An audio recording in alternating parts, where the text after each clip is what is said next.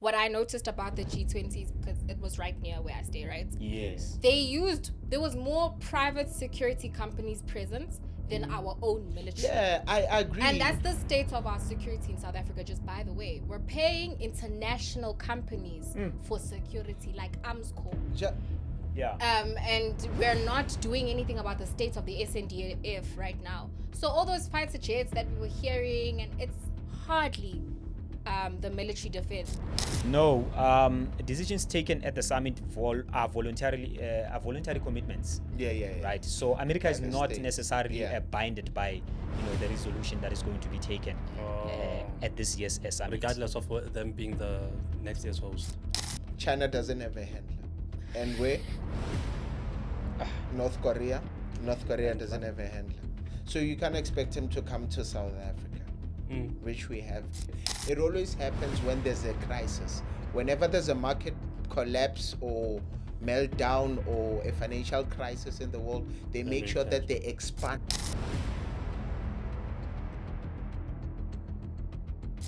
Welcome to Break It Down Mondays. My name is Elvis Mulifi Molf, and I'm with Kat MPH. I'm with Theo M. I am with Skumbuzo and Toby on production as well. Hi, so guys. Today's episode really is going to answer a couple of questions about G20, hoping that by the end of the episode, you're going to gain a little bit of an understanding of what the G20 is about and what are some of the parties that are participating at the summit in Johannesburg, South Africa. We're also going to answer questions such as what are some of the private companies as well that are involved in this summit, directly and indirectly. So yeah, without further ado, I'd love to for us to actually start. Skumbuzo is going to direct us, I think, with the questions, and then we're gonna go through all of them. Yeah, so we might as well just start at the top and try and understand what the G20 does anybody know why was the G20 established in the first place? So initially, the G20 was established to bring together the world's economies and to discuss socioeconomic issues. Yeah, so to give a bit of a background to that, between 1997 and 1998, the Asian markets experienced a very, challenging financial crisis. And as a counter to that, the following year, which is 1999, what would happen, a group of countries will come together to form some sort of alliance, which we know today as G20. And South Africa was actually one of the countries that was included, in that list, amongst the countries such as Argentina, Australia, Brazil, Canada, China, France, Germany, India, Indonesia, which is now part of BRICS as well, Italy, Japan, Mexico, Russia, Saudi Arabia, South Korea, Turkey, and the United Kingdom, as well as the famous country that is boycotting the 2025 G20, United States. So it was not necessarily a summit until 2008. And in 2008, what happened is that we faced a global financial crisis. We know it. And as a counter to that, it was now called the G20 Leaders Summit. Now, you should understand that before that, it was only attended by the finance ministers, right up until 2008, where it was now attended by the heads of states for each country. So what you're looking at there, you're looking at the inception of what we call today the G20 Leaders Summit, which took place in Washington, D.C., 2008. And I feel like this is why Trump feels very much entitled to this summit, because if you think about it, it started there. Yeah, even considering the fact that during when it happened in Washington in 2008, they took a declaration whereby they were like, they will blacklist states that do not cooperate in tax alleviation and making sure that they cooperate together towards reaching the global goal of making sure that states are balanced when it comes to finances and their markets. So he sees himself as a sideline player, considering that there was joint declaration that was outlined. They don't really take a resolution. The G20 doesn't really take a resolution. They rather um, take an outlined objective together as states of how they will balance through their operations when it comes to financial crisis and the markets. Yeah. So when did South Africa become a member of the G20? So we are hosting now. When did we actually join? So in 1999, June, Thabo Mbeki becomes the president, and then the very same year in September, we've got the inception of the G20 in Berlin, if I'm not mistaken, in Germany. So, but you would also understand that the very same year, Nelson Mandela was actually the president, right? Yeah. But obviously, the transitional process from one president to another took place somewhere around in June. I think that's where the inaugural process happened. So South Africa joined G20 from the beginning of G20. But you must remember, Okay. G20 was formed by the G7. So South Africa was not part of the G7. But when they decided that they are forming a G20, South Africa was part of it, alongside the European Union. That's why it was called the G20. It was 19 member states plus the European Union. So what's the relation between the G7 and the G8? So it was 7 countries Yeah. plus the European Union. Yeah. Oh. Yeah. And then in 2014, they came back and rebranded as G7. Why? Because they had suspended Russia. Yeah. And they suspended Russia for one reason. They say Russia, and this is crazy because if you think about it, they are punishing it for something that happened in the 1700s, where Russia annexed some land called Crimea, right? So now you're thinking about it, this is 2014. But Yeah. that's a lie. That's they're lying. They were punishing Russia because of NATO, essentially. Yes, I mean, I could believe that, yeah. Yeah, so they just wanted to make it seem like Russia was this big bad villain, but essentially they're punishing the country because they don't want to give away their pipeline. Yeah. Yeah. Yeah, it comes back to the energy infrastructural situations that Russia hold humongous proxy over the European Union in general and the countries. So with the current attendees of the G20, do we have the same number of attendees as the Brazil G20? Or so the Brazil is the previous G20 Yeah, last which year, was 2024. Okay. hosted in Rio de Janeiro. And it was a very successful one, by the way. It was actually the first time as well being hosted in Brazil. I think it So- was South America. strategic. So it looks somehow. like they're doing a tour now. But anyway, The Yeah. strategic one. Yeah. yeah. So as far as I'm concerned, all other states that are part of the G20 are present, or they were present at the G20 Leaders Summit. However, there are states that actually didn't send their head of states. Instead, they opted to send their ministers, or Russia sent deputy chief of staff in the presidency, which It's is understandable. I mean, he's busy. yes, he is busy. 100%. I could agree with that. He's dealing with the critical issue that But needs to be dealt with currently. but I don't know how the politics works in Russia. Yeah. Isn't it better if you are dealing with international relations to send a minister that is in charge of that department I think- instead of the chief of staff? On top of that, deputy chief of staff. I think if they had access of their officials being present, they would have done so. Just like Lavrov, I know if he was present, he was going to be deployed to come and attend the G20 summit. Anyway, so the countries, the 6 countries that didn't send their presidents, or rather their head of states. Okay. First is Argentina. They sent the Minister of Foreign Affairs, International Trade and Warship. And then China sent the Premier of the People's Republic of China. Indonesia sent their Vice President. And by the way, Indonesia is one of the added members of BRICS recently. Yeah. And So- BRICS is a key role player in this whole G20 thing, 100%. And then Mexico sent the Secretary of Foreign Affairs, Russia, deputy chief of staff. Why are you giggling when you? Man, come on, this thing doesn't. I don't buy it. Okay. Well, you need to look at it this way, because I think maybe you're giggling because you're thinking of your ministers. Ne? In Russia, everyone's qualified. So even the deputy chief of staff can come. So basically, and you're talk suffering about- from a syndrome of. Yeah, it's what is okay. happening I guys. understand. in our I country. totally Yeah, understand. no, Okay, the last country was Saudi Arabia, which sent the Minister of Foreign Affairs as well. So you can see the countries are sending foreign ministers, right? And then, of course, the USA boycotted the whole summit and opted not to attend. So yeah, those are the 6 states that did not send their.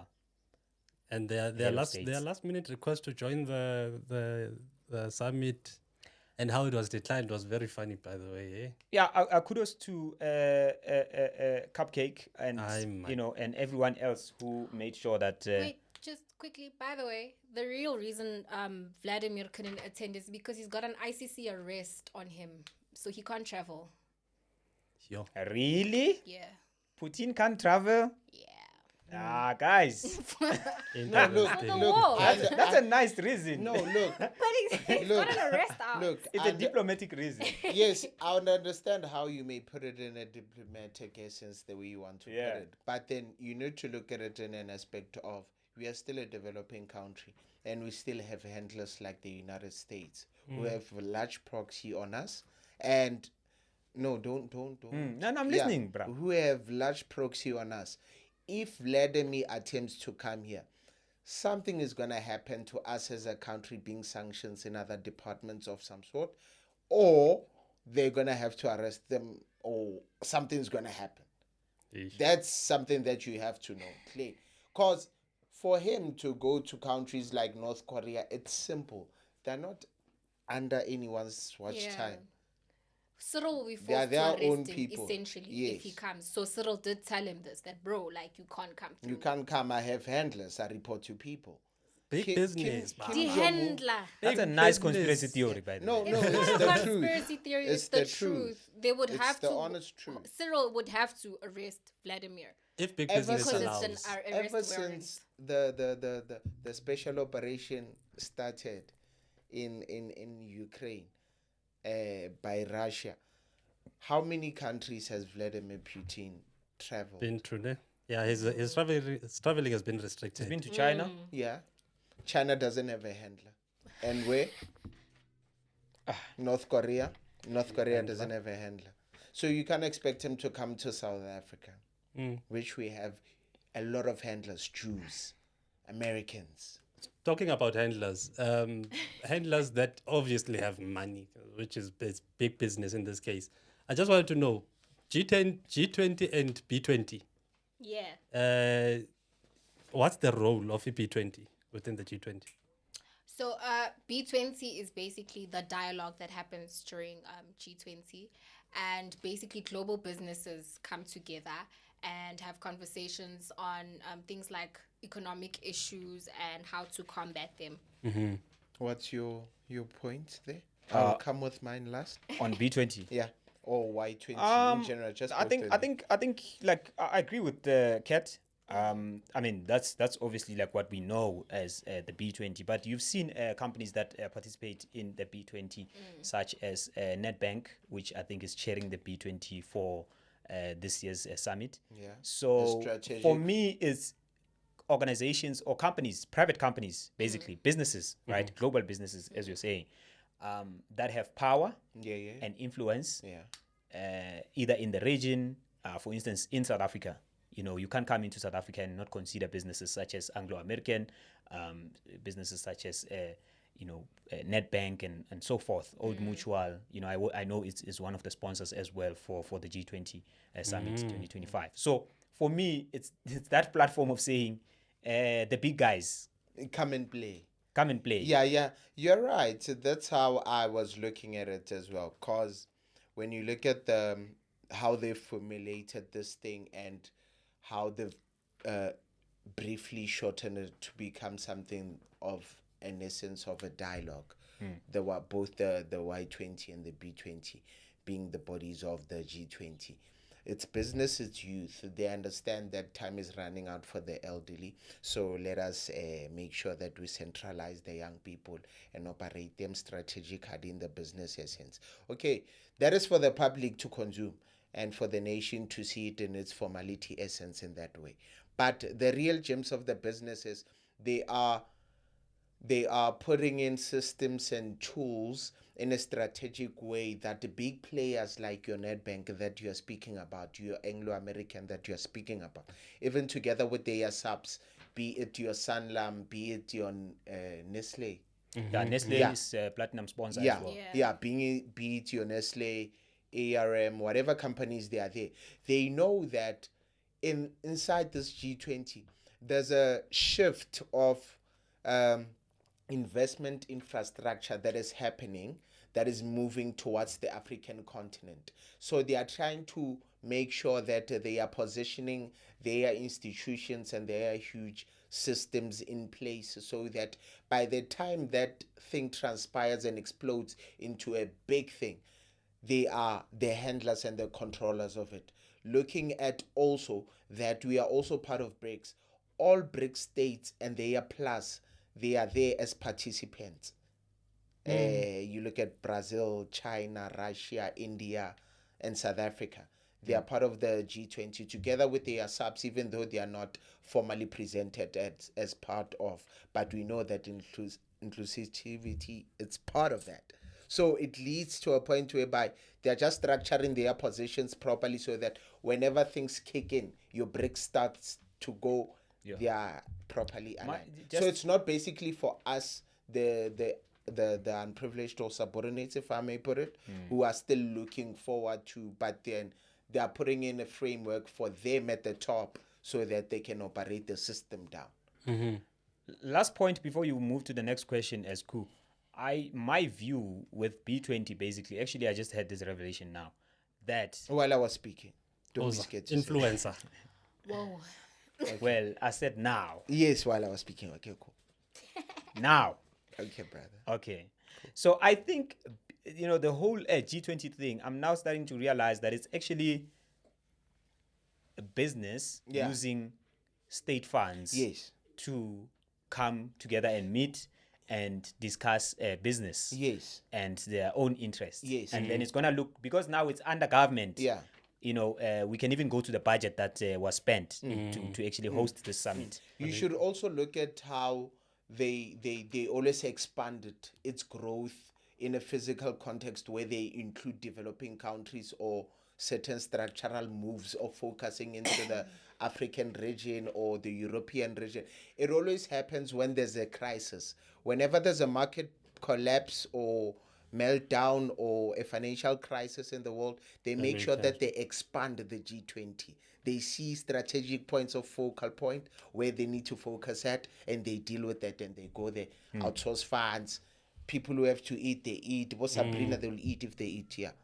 Oh, you can imagine Wow. what they're spending on security, No comment. logistics. Your media coverage has to be spent on administration. Okay.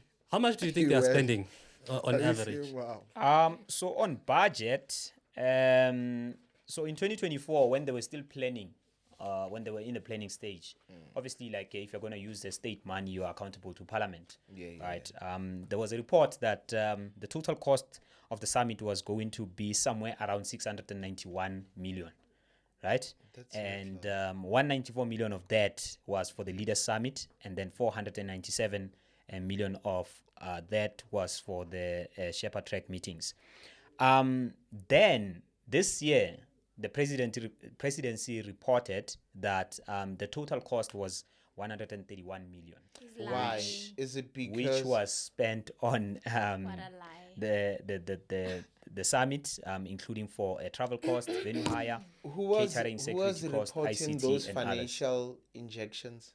Who was? Who was reporting those financial? This is the presidency, according to the office of. Our Yeah, I remember the presidency office. of the hosting. Yeah. Yeah. Was it the one that was presenting those figures? Vincent, who's the Where? the spokesperson for the presidency? Oh yeah, I see that one there. Yeah, so Magwenya Oh, something. wow. Not Magwenya, man, Mangwenya. Magwenya, man. Respect other people's names. It's Man. What is this Magwenya. thing? That Vincent elder Mangwenya. that was the Mandela shirts is Magwenya, man. Aye. Okay. Just So before. that's the budget, yeah. Okay. What do you have Before on budget? No, it's not about budget. okay. Well, it's related actually, Yes, right? yes. So he's claiming that they only spent 131 31 million. What I noticed about the G20s, because it was right near where I stay, right? Yes. There was more private security companies present than our own military. Yeah, I agree. And that's the state of our security in South Africa, just by the way. We're paying international companies for security, like Armscor. Yeah. And we're not doing anything about the state of the SNDF right now. So all those fighter jets that we were hearing, and it's hardly the military defense.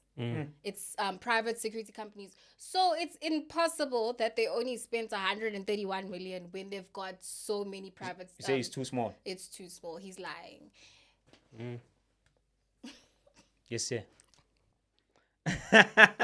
You don't agree? No, production said I must stop talking. Oh, So when you can continue. okay, cool. Oh, I can go. Okay, cool. Look, ne, I do agree. I concur, ne. Not with the figures. With the figures that they are wrong. That's what I concur with, according to me. Because, like, I'm not gonna disclose where I stay. The things that I've seen, okay, I can't distinguish from the sky if there was an F-13 or an F-14 or an F-16. But I've seen crazy jets on top of my head. At times we couldn't even sleep at night listening to them roll me. That is not South African equipment, government equipment. So they need to tell us the right amount that was spent holistically. There was just Madanga funding. I think projection. right after the summit, we can do a follow up as Yeah, well yeah, yeah. to Yeah, look yeah, at what are some of the reports, because right now we are reporting prior or in between the summit, because between. this is the last day of the summit today. Yeah. So probably after the summit we can do a follow up. But I just hope the reports they come in a more formal, respectable way, unlike we receive it from that elder who wears those shirts. And looking at the agenda yakhona, besides reforming global financial architecture and probably helping us transition into a greener energy space, what else could they be addressing? What could be part of the agenda as well? Look, it's crazy how the speaking of that, I think at every summit, the hosting state, they need to come with rendering remarks for the summit holistically. If we are dealing with climate, financial related matters, how we can alleviate it in developing countries, especially in this continent of Africa. I think they can focus on that. They can also focus on the in South Africa, they'll focus on the recent affirmed declaration of a national crisis that we are facing. Because I know South Africa, it likes not looking into things that can change the citizens or their living into becoming better. They want to focus on issues that they can deal with them in a more polite manner. So basically, it's for the optics. You want to look cute for the public, but you're not actually doing anything. That's what you're saying. I can agree. I mean, I could agree with that, but let's speak about the confirmed agenda. So the theme for the G20 2025 is solidarity, equality, and sustainability. And I'm thinking maybe they're trying by all means to align with the UN's SDGs. Sounds like the UN. Yeah. You can hear sustainability, solidarity, Equality. equality, and all of that.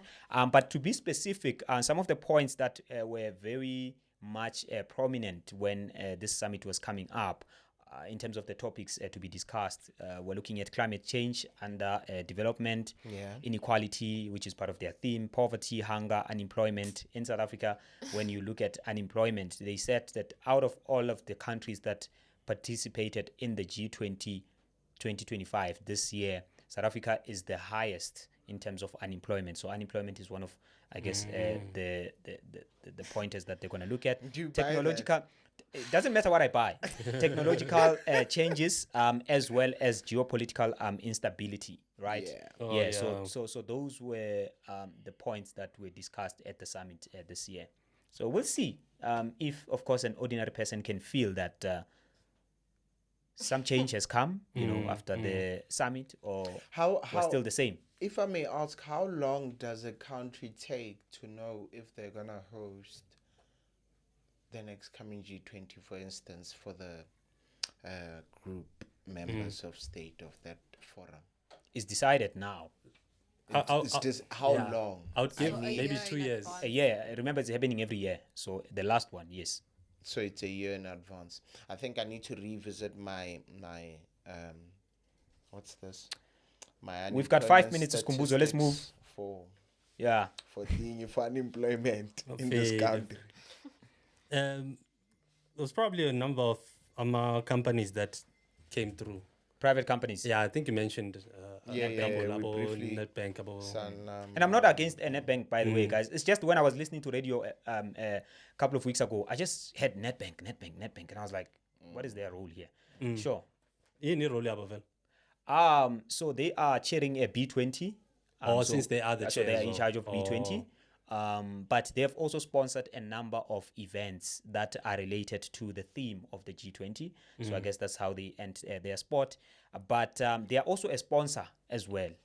They are a development sponsor, one of the development sponsors. So the sponsorship is divided into 5. They've got the platinum sponsors, gold sponsors, silver sponsors, development sponsors, and knowledge partners. So Netbank is one of the development sponsors amongst Aprio Group, SAB, Sasol, and Standard Bank.